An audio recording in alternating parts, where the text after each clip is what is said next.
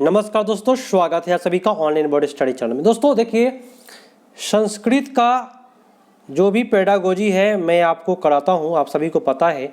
और आज इस वीडियो में मात्र आपको 15 प्रश्न पेडागोजी का मैं कराऊंगा। और जिन लोगों को नहीं आता है, संस्कृत पढ़ने नहीं आता है, घबराए नहीं। संस्कृत को हिंदी में पढ़ना है। क्या चीज़ में पढ़ना है? हिंदी में। देखिए, आपको नहीं आता है, घबराना नहीं है दोस्तों। संस्कृत का विद्वान बनना नहीं है, न ही मैं विद्वान हूँ।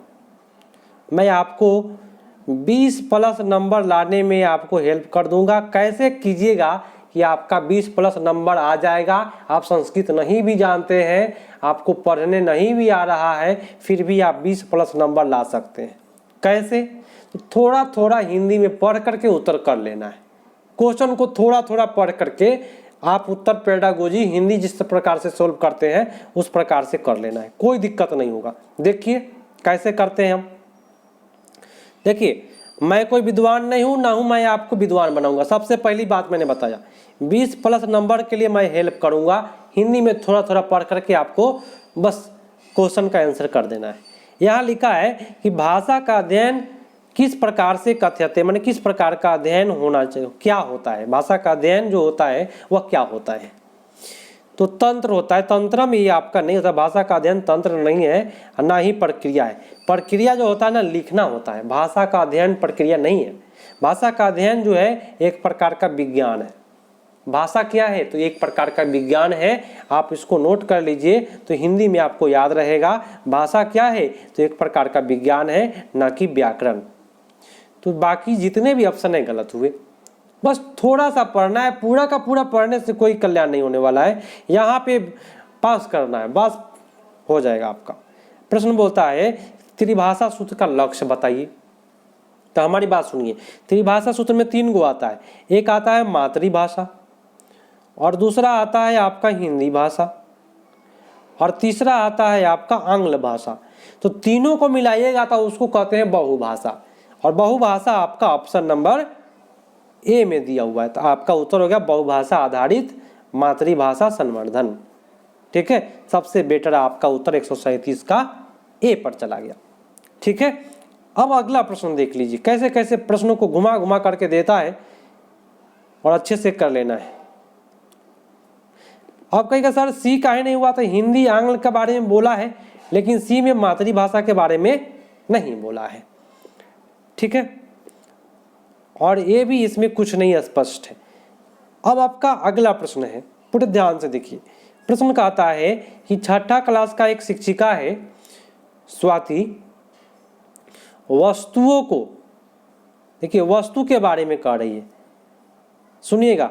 वस्तुओं को कक्षा में शब्दावली शिक्षण के लिए के साथ में वस्तुओं के साथ में विचार भावना को कक्षा में परिचर्चा के माध्यम से व्याख्या करती है। माने वस्तु को दिखा करके क्या करवा रही है? परिचर्चा कर रही है। दिखाना को क्या कहते हैं? दृश्य वस्तु हो गया।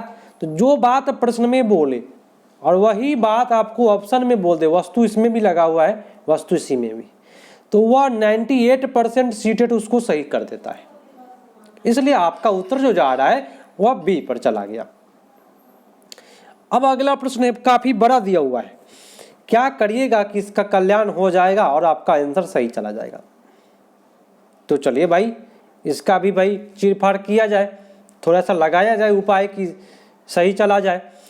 तो भाई थोड़ा थोड़ा इसको पढ़ लेना है कि क्या लिखा हुआ है। तो कह रहा कि एक अध्यापक है जो समाचार पत्र, पत्रिका और एक पाठ को सोचने के लिए इच्छति है ना, और चयन करता है विषय वस्तु को संज्ञानात्मक स्तर के अनुसार, और अधिकृत छात्रों की आयु और विचार पाठ्यों का मानदंड निर्धारित करता है। ये क्या निर्धारित करता है? समाचार पत्र, बच्चों की आयु। तो ये लिखा हुआ है प्रकृति वस्तु, लिखा हुआ है ना प्रकृति वस्तु। तो प्रकृति वस्तु जो भी होता है वो कहाँ होता है? ये दिमाग लगाना है। तो समाज में होता है, दिमाग यही लगाना है ना दोस्तों। क्या होता है? समाज में। तो भाई विषय वस्तु जो है यहाँ पे देखिए लिखा हुआ है क्या, विषय वस्तु मनोवैज्ञानिक वैधता, विषय वस्तु संबंधित वैधता, मनोवैज्ञानिक वैधता। अब देखिए तीनों जो वर्ड है, तीनों वर्ड सेम का सेम मिल रहा है, तो भाई तीन तो उत्तर सही होगा नहीं। एक लिखा है सामाजिक भाषा वैधता, विषय वस्तु जो होता है वह सामाजिक भाषा के अंतर्गत ही आपका आएगा, ठीक है, इसलिए डी पर चला गया। अब अगला प्रश्न है कि भारतीय संविधान में 8वीं अनुसूची में कितनी भाषा स्वीकृति है, माने 8वीं अनुसूची में कितने भाषा की स्वीकृति है, पूरा ध्यान लगा देना है ताकि सही हो जाए, ठीक है, ध्यान लगा दीजिएगा, सही हो जाएगा। थोड़ा सा यहाँ पे मैं पिछले प्रश्न पर फिर से चर्चा करना चाहूँगा। यहाँ थोड़ा सा मिस्टेक हुआ क्या कि लिखा हुआ है क्या, विषय वस्तु मनोवैज्ञानिक वैधता, ठीक है, तो सबसे बेटर आपका उत्तर जो है यहाँ पे सीटेट आयोग ने इसको ए माना है, तो आप इसको ए करके आइएगा, क्योंकि यहाँ भी लिखा हुआ है विषय वस्तु। और मैं बार बार चर्चा करता हूँ और मैं अपने नियम से अलग हट गया था, यहाँ पे थोड़ा सा ध्यान दीजिए। मेरा नियम क्या है कि जो भी प्रश्न है, प्रश्न में बोले वही बात ऑप्शन में बोले, वह 98% सही होता है। आप कहिएगा कि सर बी क्यों नहीं हुआ, तो बी में मनोवैज्ञानिक वर्ड का प्रयोग नहीं किया है, तो सबसे बेटर जो वर्ड का प्रयोग किया है आपका ए किया है। तो थोड़ा सा हम लाइन रास्ता से भटक गए थे, क्योंकि क्वेश्चन में जो बात कहे वही ऑप्शन में कहे, तो सीटेट इसको 98% सही मान लेता है। अब अगला प्रश्न, भारतीय संविधान की 8वीं अनुसूची में कितनी भाषा स्वीकृत है, कितनी भाषा है, ये बताना है। तो मेरे दोस्तों ये अभी 22 भाषा है, पहले जो भाषा था वह 14 भाषा था, ये आप सभी को पता है। अब आपका अगला प्रश्न आपकी स्क्रीन पर है, कहता है कि अवबोधन के अध्ययन के माध्यम से, अवबोधन के अभ्यास के माध्यम से समझिए, और भाषा शिक्षण, अवबोधन और अभ्यास के माध्यम से भाषा शिक्षण होता है, क्या होता है। बस थोड़ा थोड़ा पढ़ करके कल्याण कर लेना है, अपना कल्याण कर लीजिए, 20+ नंबर ले आ लीजिए, और उसके बाद संस्कृत को रख दीजिए, अगरबत्ती दिखा करके उसको हटा दीजिए, कहिए हे देवता कभी नहीं छुएंगे आपको अब, ठीक है। बस 20+ नंबर लाने के लिए केवल पढ़ाई कर लीजिए, थोड़ा थोड़ा संस्कृत को देखिए, थोड़ा थोड़ा पढ़िए और उत्तर करिए। हिंदी में पढ़िए, संस्कृत में मत पढ़िए। हम भी कोई विद्वान नहीं है, शुरुआत में ही बोले हैं, और ना मैं आपको विद्वान बनाऊंगा। 20 को प्लस नंबर आ जाए बस बात खत्म। क्या बोला कि अवबोधन एवं अभ्यास के माध्यम से भाषा शिक्षण क्या होता है। तो मेरे दोस्तों भाषा शिक्षण एक प्रकार की क्या है, प्रक्रियात्मक ज्ञान है। क्या है दोस्तों, भाषा शिक्षण लिख लीजिएगा, भाषा शिक्षण क्या है ऐसे लिख लीजिएगा, हिंदी में भी पूछेगा तो प्रक्रियात्मक ज्ञान है, ना कि विषय वाला ज्ञान है। भाषा का कोई भी विषय नहीं होता है, ये बात गलत। भाषा निर्णयात्मक, ये निर्णय वाली बात गलत होता है, व्याकरण वाली बात गलत होता है। तो सबसे बेटर उत्तर कौन सा दोस्तों, ये। चलिए बहुत अच्छा, बस ऐसे ही कल्याण हो जाए आपका, बहुत अच्छी बात है, और कल्याण होगा जब तक है। और सुन लीजिए मेरी बात ध्यान से, एक बहुत बड़ी सूचना मैं आपको बता देता हूँ। आज तो जितने भी क्लास थे ऑफ थे ही, लेकिन जितने भी लाइव में लगाया हूँ, जितना भी ऑनलाइन एग्जाम का पेपर है, जितना भी पेडागोजी है, सुन लीजिए बहुत बड़ी बात बता रहा हूँ आपको, जितना भी पेडागोजी है वो 7:30 शाम को, फिर 8:30 शाम को, और मॉर्निंग में 9 बजे 3 लाइव मैं करा दिया हूँ, कि ताकि आपका टोटल सिलेबस खत्म हो जाए। 3 लाइव, 7:30 शाम में, 8:30 शाम में, रात्रि में, ठीक है, और सुबह पर 9 बजे 3 लाइव ज्वाइन कर जाइए। जितना पेपर है ऑनलाइन एग्जाम का सारा पेपर मैं कराऊंगा चीर फाड़ करके, ताकि आपका कल्याण हो, आप सीटेट निकालें। अगला प्रश्न, बस थोड़ा थोड़ा पढ़ना है कि पाठ्यक्रम व्यापी भाषा परिप्रेक्ष्य में कौन सा मान्य है। देखिए पाठ्यक्रम व्यापी भाषा परिप्रेक्ष्य में कौन सा मान्य है ये बताना है मेरे दोस्तों। तो फर्स्ट बोला क्या कि सभी शिक्षण भाषा शिक्षणम। देखिए पाठ्यक्रम की बात करता है तो हम पाठ्यक्रम पर ही आते हैं। तो पाठ्यक्रम कहाँ होता है? तो विषय में होता है। तो विषय की बात यहाँ किया और यहाँ किया, तो विषय का क्या, भाषा विषय शिक्षक वाला ऑप्शन नहीं करना है मेरे दोस्तों।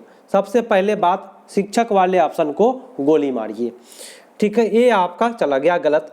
और यहाँ पे अधिक वर्ड आपका सही नहीं होता है, ठीक है। अब आपका ए और बी बचा, तो ए तो अच्छा लग नहीं रहा है, पूरा स्पष्ट है नहीं। तो भाषा के विषय में पाठ्यक्रम कहाँ होता है? तो विषय में। तो भाषा के विषय में शिक्षण एवं भाषा महत्वपूर्ण भूमिका निर्वाह करता है, ठीक है। तो मेरे दोस्तों सबसे बेटर हो जाएगा महत्वपूर्ण भूमिका वाला, B is the right answer. अब अगला प्रश्न आपकी स्क्रीन पर मौजूद है, पूरे ध्यान और दिमाग लगा देना है, जैसे हम लगा रहे हैं वैसे आप भी लगाइए, ताकि ये जो संस्कृत है इसका ऑपरेशन हो पाए, है ना। कोई देखेगा ना विद्वान संस्कृत का, तक जरूर कमेंट करेगा कि आपको संस्कृत नहीं आता है। हाँ भाई, नहीं आता है, ये बात सही है, लेकिन 20+ किसी को मेरे द्वारा अगर आ जाता है तो आप रोकने वाले और कमेंट करने वाले कौन होते हैं? क्या भाई, बात सही है कि नहीं? तो भाई आपका कल्याण हो जाए, बस मैं इसीलिए लेकर के आया हूं। और ये जो पेपर है 17 जनवरी 2023 नया वाला पेपर है। प्रश्न कहता है, सतत व्यापक मूल्यांकन के विषय में निम्नलिखित में कौन सा गलत है? चलिए भाई, सतत व्यापक मूल्यांकन में गलत खोजना है, तो गलत तो हमको तुरंत मिलता है, क्योंकि नेगेटिव पॉजिटिव से उसको चीरफाड़ कर दिया जाएगा इसको। तो गलत होता क्या है देख लीजिए। छात्रों को शिक्षक की प्रतिपुष्टि, बहुत अच्छी बात है, सतत व्यापक मूल्यांकन जब करेंगे तब प्रतिपुष्टि मिलेगा ही। छात्रों के सर्वाधिक मूल्यांकन, छात्रों के लिए सर्वाधिक मूल्यांकन, सतत व्यापक हो रहा है, सर्वाधिक मूल्यांकन होगा ही, सतत हो रहा है, लगातार हो रहा है, होगा ही। लेकिन बोला है क्या, 143 का बताना है ना, छात्रों के सतत मूल्यांकन का। मेरे दोस्तों गलत कथन बताना था, तो सतत व्यापक मूल्यांकन विषय निम्नलिखित में कौन सा गलत है? तो सतत व्यापक मूल्यांकन मतलब सतत व्यापक मूल्यांकन नहीं होता है। ये बात सतत व्यापक के लिए, छात्रों के लिए सतत मूल्यांकन करना, देखिए ये जरूरी नहीं है कि छात्रों का सतत मूल्यांकन ही किया जाए। छात्रों का मूल्यांकन प्रवृत्ति अवगत होता है, ये तो ठीक है, लेकिन भाई ये सबसे जो है इसमें असत कथन जो है वो आपका सी है। सतत व्यापक मूल्यांकन माने प्रतिपुष्टि मिलता है, और कौन सा सर्वाधिक, देखिए छात्रों के लिए सर्वाधिक मूल्यांकन का काम, ये ठीक है। लेकिन मेरे दोस्तों अगर देखा जाए तो सर्वाधिक मूल्यांकन जो है वह गलत होना चाहिए, ठीक है। तो यहाँ पे थोड़ा सा सी टेट वाले से मिस्टेक क्या हुआ है कि यहाँ आंसर आपका सी कर दिया है सी टेट वाले, लेकिन ये मेरे दोस्तों नहीं होगा। सर्वाधिक वाला वर्ड जो होता है वह असत होता है, इसलिए आप उत्तर बी करेंगे, ठीक है। चलिए घबराए नहीं, क्योंकि आंसर में कुछ न कुछ मिस्टेक हुआ था पिछला बार। प्रश्न क्या कहता है कि किरण पर्वत माने पर्वता के बारे में, जो पर्वतारोहण जो होता है उसके बारे विषय में रुचिकर एवं ज्ञान के समाचार पत्रों को क्या करती है? पढ़ती है, एवं नियम को पढ़ती है। तो वह नियम क्या कहलाएगा?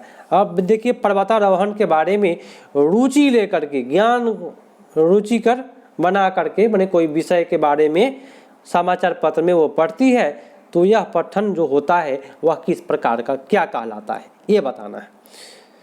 देखिए दोस्तों, अगर आप कोई भी चीज़ के बारे में समाचार पत्र में कोई भी चीज़ के बारे में अगर पढ़ाई कर रहे हैं, वो भी क्या रुचि एवं ज्ञान के लिए, तो सबसे बेटर है कि टिप्पणी तो होगा नहीं, टिप्पणी से नहीं काम चलने वाला है, और तेजी से पढ़ने से नहीं होने वाला है। द्रुत माने तेजी से, टिप्पणी माने टिप्पणी कभी सही जाता नहीं, ठीक है। खुद से पढ़ेंगे तो ठीक तो है, लेकिन दोस्तों अगर आप समाचार में पढ़ रहे हैं तो क्रम वीक्षणम पढ़ेंगे, एक एक करके पढ़ेंगे, तभी ना रुचि होगा भाई, तभी ना रुचि लेके पढ़ेगा। तो क्रमी वीक्षणम आपका सबसे बेटर उत्तर डी पर चला गया। अब अगला प्रश्न है कि भाई दिल्ली नगर से एक बालक जो है वो आता है ना, और हैदराबाद निवास है। दिल्ली नगर का एक बालक है जो हैदराबाद क्या है, निवास करता है, एवं वह अपने सहपाठियों के प्रति विशेष वैश्विक के साथ में संवाद करने के माध्यम में कौन सा माध्यम वह तेलुगु भाषा, सह माने वह तेलुगु भाषा में क्या करता है, शिक्षण करता है एवं यह किस प्रकार का कथन है। तो बताइए आपका उत्तर कौन सा इसमें चला जाएगा। तो मैंने दोस्तों शिक्षण कर रहा है, तेलुगु भाषा का भाषा ग्रहण कर रहा है संवाद के माध्यम से, ठीक है, संवाद के माध्यम से, तो भाषा ज्ञान अर्जन कर रहा है कि अधिग्रहण करना। तो भाषा को कभी भी अधिग्रहण किया जाता है, ये बात आपको याद रखना पड़ेगा। अर्जन करने की क्षमता जो होती है, ये चौमस्की साहब बोले हैं, जन्मजात होती है, जन्मजात की बात नहीं हुआ है यहाँ पे तेलुगु माध्यम से भाषा शिक्षण। अगला है कि काव्य शिक्षण क्रम निम्नलिखित में कौन सा सत्य है। काव्य शिक्षण क्रम में कौन सा सही है। चलिए देखिए, काव्य भाषा अधिग्रहण होता है, काव्य व्याकरण गलत हो गया, काव्य जो है भाषा अधिग्रहण नहीं होता है, काव्य की बात कर रहा है। कविता पाठ समझते हैं आप लोग, तो उसमें जो काव्य है ना, जैसे तुलसीदास का महाकाव्य हो गया है ना, सुने होइएगा आप लोग। तो काव्य के बारे में बोले ना, तो कभी भी काव्य का रस स्वादन करेंगे, क्या करेंगे, एकदम रस के अनुसार पढ़ना है। रस स्वादन भवती, सबसे बेटर काव्य जो होता है वह रस स्वादन करके उसका पढ़ाई किया जाए तो बेटर होगा, ठीक है। तो उत्तर आपका सी पर चला गया। अब भैया आपका अगला प्रश्न आपकी स्क्रीन पर है। प्रश्न कहता है कि राष्ट्रीय शिक्षा नीति 2020 श्रेष्ठ भाषा अध्ययन में कहानी विधि अनुशासित है, अनुशंसित माने कहानी विधि किस पर होता है, ये बताना है। देखिए हमारी बात ध्यान से समझिए, क्या लिखा हुआ है कि राष्ट्रीय शिक्षा नीति 2020 के अनुसार जो है वह सरल भाषा अध्ययन के लिए कोई विधि जो है वह अतिरिक्त विकल्प के रूप में रखा गया है। अगर आप कोई भी अध्ययन कर रहे हैं, कहानी ले रहे हैं शिक्षा नीति, तो यह अतिरिक्त विकल्प के रूप में माना गया है कहानी को। तो यहाँ आपका त्रिभाषा सूत्र नहीं होगा, सबसे बेटर आपका उत्तर 47 का ए हो जाएगा, ठीक है। अब अगला प्रश्न है कि लेखन क्या है। तो दोस्तों लेखन जो होता है एक प्रक्रिया होता है। क्या होता है दोस्तों, लेखन एक प्रक्रिया है। तो इधर तो दिया नहीं है, लेखन क्या है दोस्तों, प्रक्रिया है। ये नोट कर लीजिएगा तो कभी भी दिक्कत नहीं होगा। लेखन क्या है, प्रक्रिया आधारित गतिविधि होता है, ठीक है। लेखन क्या है, प्रक्रिया आधारित गतिविधि होता है। ये आप नोट करके इसको याद कर ले तो कभी भी गलती नहीं होगा। अब ये आ गया, बहुत बड़ा कथा दे दिया। अब इस कथा को देख करके दिमाग चकरा गया होगा। तो भाई दिमाग कैसे लगाया जाए ऐसे ऐसे कथा के लिए। तो सबसे पहले देखिए कि एक अध्यापिका है, ठीक है, क्या क्या कह रहा, जो जो आएगा वही पढ़ा जाए। एक अध्यापिका है जो प्रथम कक्षा के अपने छात्रों को 5 संख्या के समूह में विभाजित कर दिया, माने 5 गो समूह में विभाजित कर रहा है। अब बाद में क्या कर रहा है, व्याख्या एवं निर्देश दे रहा है। और क्या कर रहा है निर्देश में, प्रतिवेदनम लेखन और निर्देश देता है, माने प्रतिवेदन लिखने के लिए क्या कर रहा है, निर्देश दे रहा है। और 5-5 समूह में बांटा है। तो 5-5 समूह में बांट करके काम कर रहा है। तो समूह कार्य नहीं कहेंगे उसको, बांट करके निर्देश दे रहे हैं तो इसको करते हैं परियोजना कार्य। माने ग्रुप में बांटना और उसके बाद उसको निर्देश दे करके काम कराना क्या कहलाता है, परियोजना कार्य कहलाता है। एक प्रकार के टीचर जो कर रही है वह किस प्रकार की गतिविधि करा रही है, परियोजना पर गतिविधि करा रही है। तो बांट करके काम करना परियोजना कहलाता है। अब भैया आपका अगला प्रश्न निपुण भारत से पूछा है। सभी को पता है निपुण भारत है क्या। तो बालकों में आधारभूत संख्या कौशल का विकास करना ही निपुण भारत का लक्ष्य है। क्लास 1 से लेकर के 3 तक के बच्चों में संख्या कौशल वृद्धि करना है। तो संख्या वाली बात तो फर्स्ट में नहीं बोला है, ये तकनीक गलत होता है। प्रौढ़ वाली बात ये भी सही नहीं है। तो कौन सा बेटर होगा, प्रौढ़ की बात तो इसमें सही होगा नहीं।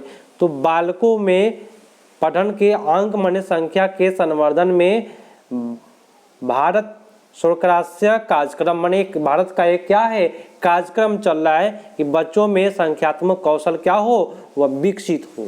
ये मातृभाषा के बारे में निपुण भारत नहीं बोला है, संख्या के बारे में बोला है, इसलिए आपका उत्तर सी पड़ गया। तो निपुण भारत लिख करके आप संख्या वाली बात लिख लीजिएगा। संख्यात्मक कौशल विकसित करना है 2026 तक सभी बच्चों में जो क्लास 1 से लेकर 3 तक है। तो मेरे दोस्तों, आप सभी को पता है कि मेरा जो लाइव है वह रेगुलर 7:30, 8:30 और सुबह में 9 बजे चल रहा है। ज्वाइन करिए, कोई भी प्रॉब्लम, कोई भी पेडागोजी में नहीं होगा, आसानी से आप कर सकते हैं, कोई भी दिक्कत नहीं आएगी आपको। सारे पेपर ऑनलाइन वाला मैं करा दूंगा चीर फाड़ करके। तो मिलते हैं दोस्तों अगले पार्ट में, तब तक के लिए धन्यवाद, जय हिंद।